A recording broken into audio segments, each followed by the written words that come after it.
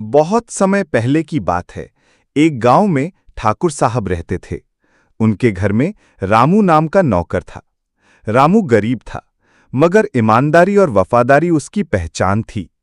ठाकुर साहब के लिए वो हमेशा रात दिन बिना थके काम करता। एक दिन ठाकुर साहब शहर किसी काम से जा रहे थे।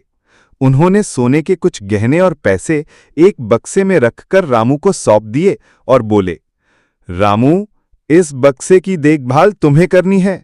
जब तक मैं लौटकर ना आऊं, इसे सुरक्षित रखना। रामू ने सिर झुकाकर कहा, मालिक, चिंता मत कीजिए, ये बक्सा मेरी जान से भी ज्यादा सुरक्षित रहेगा। उस रात गांव में चोरों का एक गिरोह आया। उन्हें खबर थी कि ठाकुर साहब शहर गए हैं और घर खाली है। वे घर की दीवार फांदकर अंदर घुस आए। रामू अकेला ही बाहर चौकीदारी कर रहा था। चोरों ने उसे धमकाया, बक्सा हमारे हवाले कर दो, वरना जान से हाथ धो बैठोगे। रामू डरा तो जरूर, लेकिन पीछे हटने को तैयार नहीं हुआ। उसने डंडा उठाया और पूरी ताकत से चोरों का सामना करने लगा। रात भर उसने अकेले ही उनसे जूझते हुए बक्से की रक्षा की। आखिरकार गांव वाले भी शोर सुनकर आ गए और चोर भाग खड़े हुए। सुबह जब ठाकुर साहब लौटे और पूरी बात सुनी तो उनकी आंखों में आंसू आ गए।